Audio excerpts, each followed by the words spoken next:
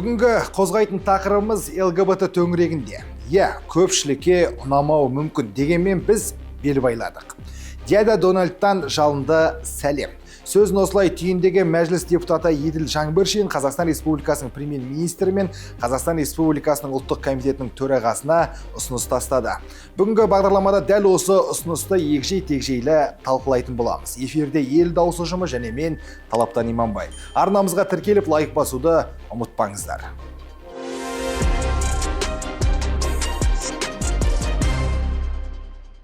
Нақтырақ айтсақ, мәжілісмен Қазақстандағы ЛГБТ-ның насихатталуына қарсы. Өз сөзінде Құрама Штаттарда 47-ші президент Дональд Трамп бұдан былай екі жынысты бекітті. Яғни ақшта ер мен әйел жынысы заңмен шегеленді. Бұл ЛГБТ-ға, яғни табиғи жаратылысқа қарсы жынойнақ топтарға біз түгілі енді ақшта заңмен тыйым салынады деген сөз, деді Жаңбыршин.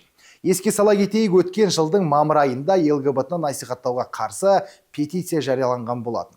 Ол қажетті 50 000 дауысты жинаған және оны үкімет басшылыққа алып зерттегенін айтып мынандай шешім шығарған.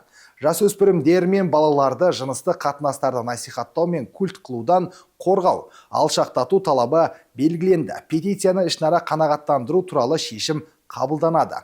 Айтпақшы, біз сол петицияның авторымен сөйлесіп қайттық. Ондай петицияның мақсатымен бөлісіп бірнеше ұсыныстарында айтты. Петициядан кейін үш жұмыс отырысында, соңғы отырысында сол мәдениет министрлігінен жаңағы ішінара қанағаттандырады деген шешім шығарды. Ішінара дегеніміз толықтай осы ЛГБТ ұйымдарының үгіт насихаттарына тыйым салынады, бірақ 18 жасқа дейін ғана деді. Әлбетте, әрине мен бұл дүниемен келіспеймін, өйткені 18 жаспен 18 жастан ары қарай, мысалы 19-20 жастағы баланы біз қалай арасын іріктейміз, ол насихатты қалай тыйым салынамыз. Мысалы 18 жасқа дейін тыйым салынатын болса, оны қалай ертең сүзгіден өткізіп, точный мынандай ограничение қойып қояды. Міне мына осыға дейін 18 жас, бұдан былай қарай 18 жастан жоғарыға болады деген сөз ғой. Сондықтан бұл мәселені толықтай нүктесін қою керек. Енді кешегі Дональд Трамптың сөзінен кейін біздің үкіметте бұл дүниені қайта қарастырып, толықтай тыйым салынып, және де гендер мәселесіне нүктесін қойса екен деп отырмын. Біздің мемлекетте 18 жасқа дейін балаларды қалай сорттап, қалай біз жік-жігіне бөлеміз. Мысалы, менің айтқаным бар, ұсынысым бар. Кез келген балада қазір, өкінішке орай, бірінші сыныпта оқып жүрген оқушыдан бастап, әрине одан жоғарғысының бәрінде түгел смартфондар бар қолдарында. Енді ол смартфондар кімнің атында рәсімделген?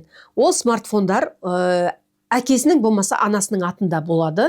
Ол смартфон иінмен білесіздер, иінмен тіркейді номер телефоны. Және де ол телефонның ішінде ID коды болады. Сол ID кодпен номер телефоны ол жаңағы иінге отырып ресми түрде ол жаңағы анасының қолында тұрады. Бірақ енді анасы әлбетте кәмелетті жасқа толған кісі, үлкен кісі. Бірақ оның бірінші сыныпта оқитын телефоны және номері бірінші сыныпта оқитын баласы ұстайды, қолданады. Әрине, ол кәмелетті жасқа толған кісіге ешқандай бұғаттау жасай алмайды. Қытайда мен өзім ойлаймын, солай шығар деп. Менің өзімнің ойым, кез келген балаға берген телефонды ата-ана жауапты түрде иін, жаңағы балада да туу туралы куәлігі бар, сол туу туралы куәліктің ішінде иіндар болады. Сол иінімен номер телефоны және телефонның өзін кішкентай кәмелетті жасқа толмаған балаларға бөлек бір база жасаса. Сонда, мысалы, 5 миллион бізде бала болатын болса, сол 5 миллион баланың барлығы түгел өзінше бөлек папка, бөлек жаңағы драйвер серверда бөлек база болып тұрса. Енді сол балаларға қатысты ол бала міндетті түрде TikTok жүктейді, ол бала міндетті түрде Instagram, тағы да басқа бүкіл әлеуметтік желінің барлығын жүктегеннен кейін YouTube бар, басқасы бар. Сол 5 миллион баланы метрикасымен, жаңағы туу туралы куәлігімен тіркелген балаларға толықтай біздің жаңағы МСРИАП толықтай бұғаттау керек. YouTube болсын, TikTok болсын, Instagram болсын, жаңағындай азғын дүниенің барлығыне балаларға көре алмайтындай жағдай жасау керек. Оны мен түсінем, жаңағы VPN дейді, басқасы бар, солармен тағы да көріп алады ғой, амалын табады ғой дейді. Оған да амал табуға болады. VPN-мен де кіре алмайтындай жағдай жасаса деп отырмын. Десе де қазір мәжіліс депутаттары бұндай ұйымдарға түбегейлі тыйым салуды қайта талап етіп отыр. Елімізде ЛГБТ бағытын ұстанатындардың саны да аз емес екендігін айта кетейін. Тіпті ел аузынан түспей трендта жүретіндері де бар. Ендеше екі жақтың ойын тыңдап саралап көрейік.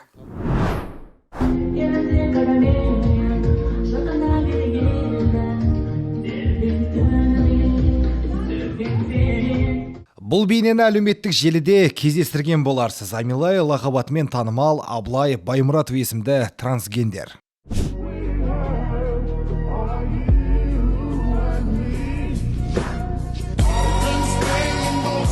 Ал бұл Никонет. Туғаннан ұл бала болғанымен қыз болуды армандаған.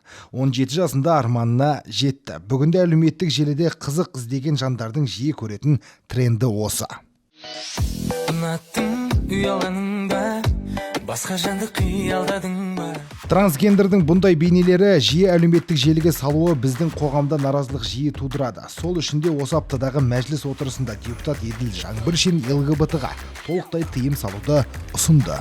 Депутаттық сауалымыз Қазақстан Республикасының премьер-министріне және Қазақстан Республикасының ұлттық қауіпсіздік комитетінің төрағасына. Қадірлі әріптестер, кеше ғана әлемдік саясатта елеулі орын алып, бүкіл халықаралық қауымдастықты өзіне қаратқан ақш президентінің ресми ұлықтау рәсімі өтті. Осы күнге дейін әлемнің көптеген елдерінде адам құқығын қорғау, либералдық көзқарасты қалыптастыру мен азаматтық қоғам орнатуды көздеген Құрама Штаттарда 47-ші президент Дональд Трамп бұдан былай екі жынысты бекітті. Яғни ақшта ер мен әйел жыныс заңмен шегеленді. Бұл ЛГБТ-ға, яғни табиғи жаратылысқа қарсы жын ойнақ топтарға енді ақшта заңмен тыйым салынады деген сөз. Бұл жаңалық батысты өздеріне қорғау санап жүрген қыз-текелерге төбелеріне жай түскендей болған анық. Осы тұста барлық қыз-текелерге дядя Дональдтан жалынды сәлем. Бұл ретте ақш президентінің шешімі мәжіліс депутаттарының ЛГБТ-ға қарсы ұстанымымен ұштасты.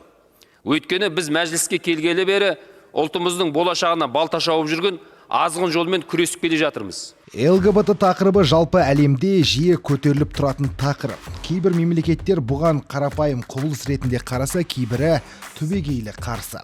Мәжіліс депутаты бұл ұсынысына 20 қаңтар күні президенттік жұмысына кіріскен Трамптың ЛГБТ-ға қарсы тыйым салғанын мысалға алған. Ал бұл ұсынысқа еліміздегі ЛГБТ бағытын ұстанатын жандардың құқығын қорғайтын Феминита ұйымының мүшесі Гүлзада ханым ақш президентіне жағымпазданып отыр дейді. Әлеуметтік мемлекеттік дедік па, әлеуметтік мемлекет болайық, жетімдерімізді жылатпайық деген нәрсені айтса, ол мысалы, онда халық қолдайтын еді оны. Ал ол бараттағы бір ЛГБТ-мен айқасады. Таңертең. Енді жақында осы қар ермей ма тағы да ерейді. Жағы да Қазақстан жарты суға кетеді. Соны айтуға, соған қандай дайындық болу керек дегеннің орнына бұл кісілер қайта келіп дядя Дональд дейді. Ол Дональд біріншіден орыс тілін түсінбейді оған. Дядя деп айтпау керек оған. Тоқаев 5 тіл біледі ғой, содан сұрап болу керек. Дядяның ағылшыншасы қалай деп. Ағылшыншасы анкл болса, соны анкл Дональд деп айту керек еді ол. Егер де мысалы жаңағы Дональд Трампқа ол жағымпазданып, соған жағынғысы келіп тұрса, онда ағылшын тілінде айтқан дұрыс болады жаңағы Еділ Жаңбыршин. Гүлзада ханымның айтуынша ЛГБТ-ға тыйым салу адам құқығын шектеудің бастамасы дейді. Енді ел үрке қарайтын осы 4 әріпті ұғымға кімдер жатады? Соған тоқталсақ, және олардың еліміздегі саны қанша? Ең құбыжық, ең жаңағыдай құқығын тартып алуға болатын адам деген топты қалай көрсетесің сен? Мигрантты көрсетейін десең ұят. Мысалы, өзбектерден тартып алайық, өзбектердің бәрін жек көрейік деп айтайын десең, ол ұят. Оның орнына ЛГБТ-ны жек көрейік деу оп-оңай. Лесбиян деген бір немене бәлелер олар. Жаңағы әйел мен әйел бір-бірін жақсы көрем дей ма бірдеңе. Еркек пен еркек. Немесе өзі еркек болып туыламда өзімді әйел сезініп тұрмын деп айтатын адамдар. Әйел болып туылдым да, құжатымда әйел деп жазып берді, бірақ мен өзімді ер адам сияқты сезіндім. Мен кішкентай кезімнен ер адамның киімін киіп өстім. Ер адам болып, құжатымды өзгерткім келетін дейтін адамдар болады. Соның бәрі ЛГБТ деген қауымдастық деп қарастырамыз. Ал ондай адамдар өте сирек кездеседі. егер салыстырмалы түрде мысалы бір қауымда сирек өзі бір мысалы трансгендер адамдар 1%-ға да толмайды. ЛГБТ жалпы алғанда енді бір қатты көп дегенде бір 5%-дан асып, білмеймін, 10% жетер ме екен, жетпес пе екен, ол да аз. Адамдарда дәл осындай психологиялық өзгерістер қайдан пайда болады деген сауалға ойланып көрсек, жауабы қарапайым. Белгілі бір жыныстағы адам өзін қарама-қарсы бағыттағы жынысты адам сияқты сезінуі. Демек, адам баласының бұл ұғымды ұстануына тәрбиесі, қоршаған ортасы тікелей қатысты.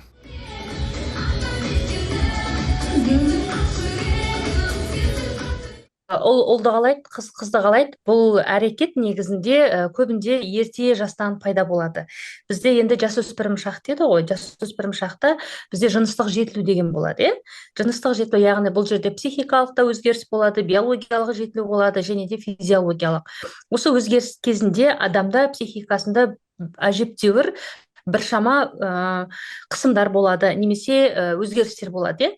Сол жасөспірім шақта көбінде жаңағы өзінің жынысына, егер өзінің ұл болса, ұлдың жаңағы өзінің атына, ата-ана тарапынан, отбасы, немесе өзінің қоғам дейді, әлеуметтігі қатарластарының арасында қандай да бір моральдық қысымдар, немесе жаңағы мазақтау деп айтып жатады, немесе салыстырулар, немесе жаңағы ата-ананың тарапынан теңеулер, өте қатал ұстанымдар болатын болса, көбінде осы жасқа жеткен кезде өзінің жынысын ұлма ұл болып туылған үшін кінәлауы мүмкін іштей, немесе қызба қыз болып туылған үшін кінәлауы мүмкін. Яғни өзінің жынысын психоморальдық тұрғыдан қабылдамау. Бұл не? Бұл психоэмоционалды бұзылыс. Яғни бұл біздің тілмен айтқанда тұлғаның психикалық бұзылысы.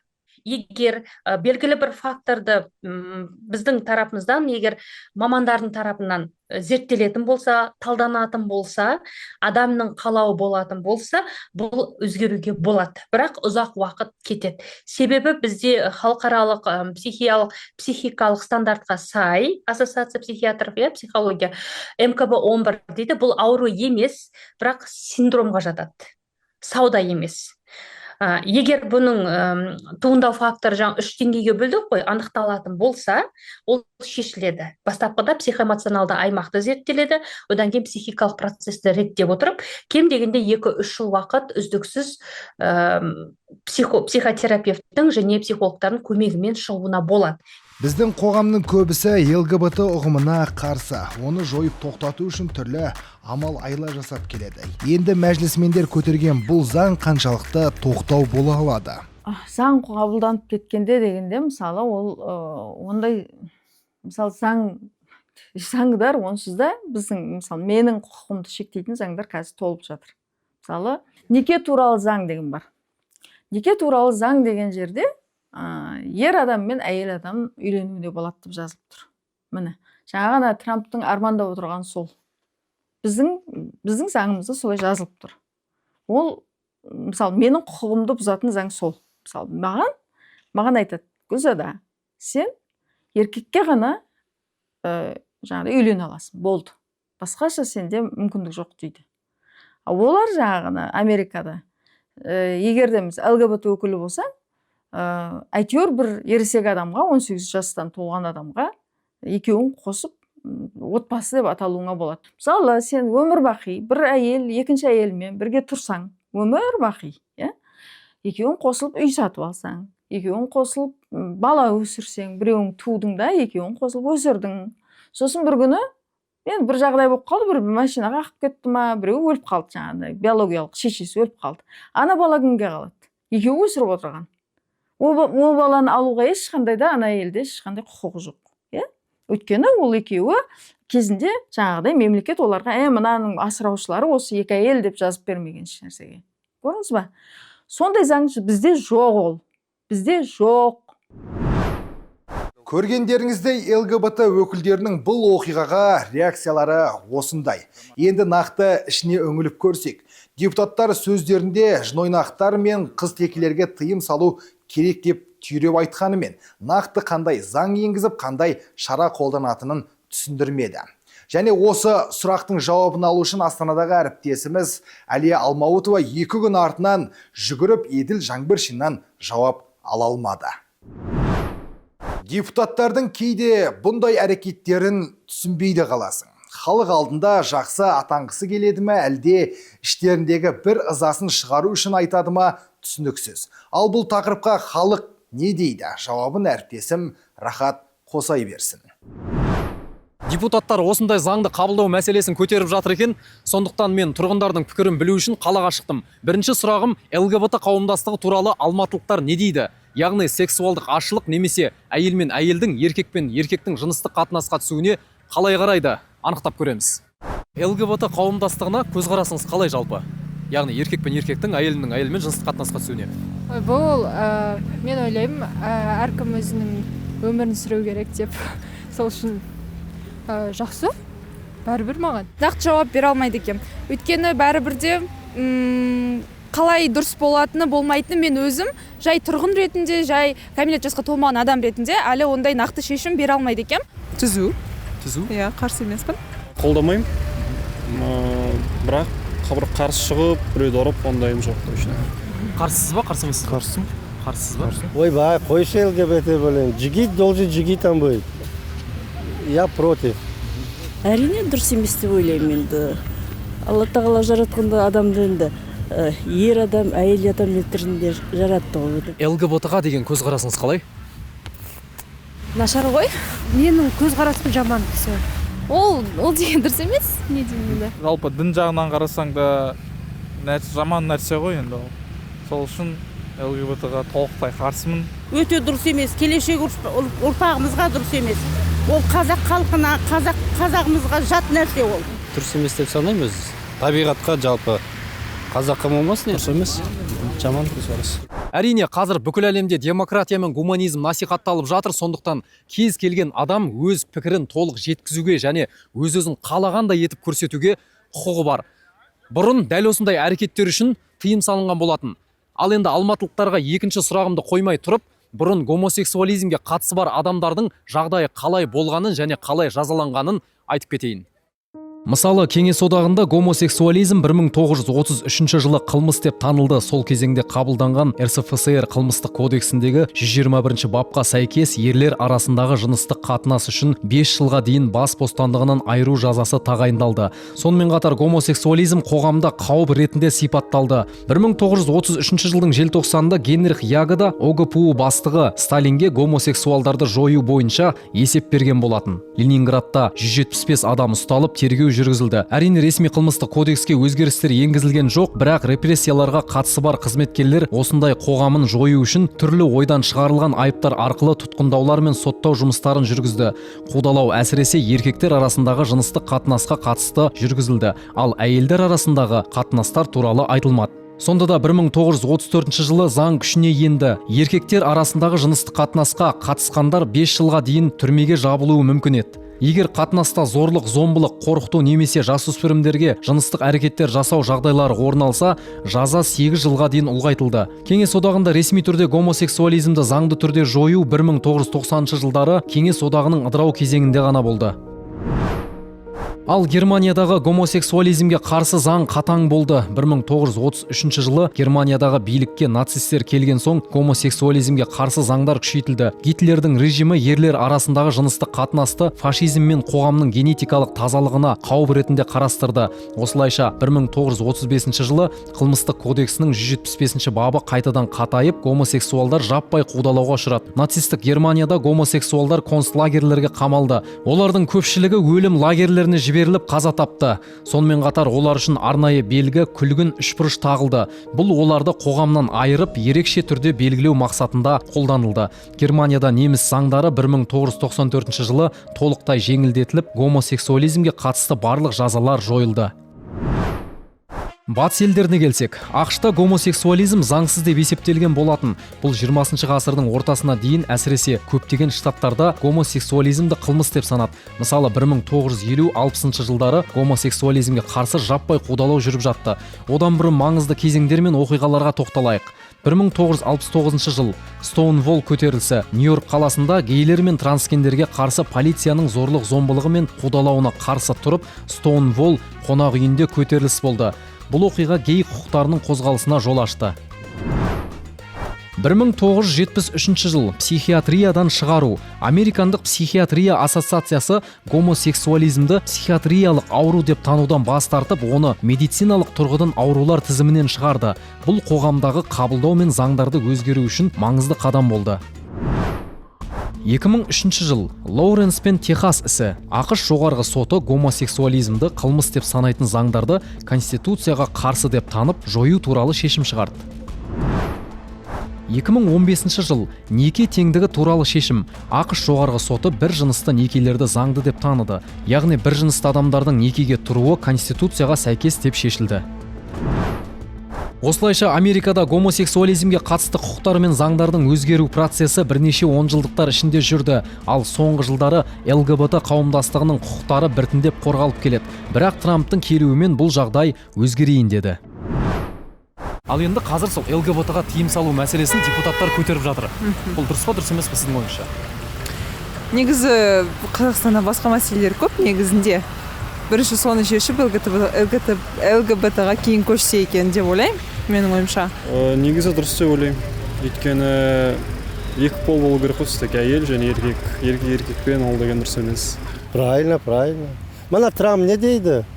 Должен быть мужчина, должен быть женщина. Все. Третий не дано. Вот Трамп красавчик. Тыйым салу әрине дұрыс деп ойлаймын. Бұл енді обществоның да, жастардың да өмірінің қатер деп ойлаймын. Депутаттар қазір осы ЛГБТ-ға тыйым саламыз деп мәселе көтеріп жатыр. Соған қалай қарайсыз? Оған көзқарасым дұрыс. Ол дұрыс мәселе, дұрыс шешім. Соны қарау керек, қадағалау керек. Жоғары жақта бәрі.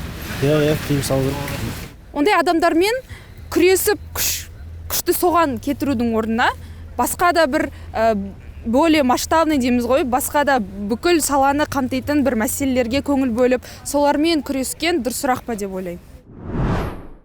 Мінекей, тұрғындардың пікірі қандай екен өздеріңіз көрдіңіздер. Талаптан мендегі бар ақпарат осы. Әрі қарай сөз өзіңде. Бүгінгі бағдарламамызда айтатынымыз осы, құрметті көрермен. Біз ешкімнің құқығын таптап, қоғамнан кемсітуге қақымыз жоқ. Алған ақпараттарыңыздан шешім шығару өз қолдарыңызда. Өз ойларыңызды төмендегі комментарий бөліміне жаза кетіңіздер. Ел дауысы бұл елдің үні. Құрметті көрермен, егер сізге ақпаратты қолдау қажет болған жағдайда біздің төменде көрсеткен WhatsApp нөміріне жазыңыздар. Бізден міндетті түрде кері байланыс болады. Бүгінгі бағдарламаны дайындаған Шолпан Оразбекова, Әлия Алмаутова, Рахат Қосай және мен Талаптан Иманбай. Жоба жетекшісі Гүлжан Ерғалиева. Арнамызға тіркеліп лайк басуды ұмытпаңыздар. Келесіде кездескенше.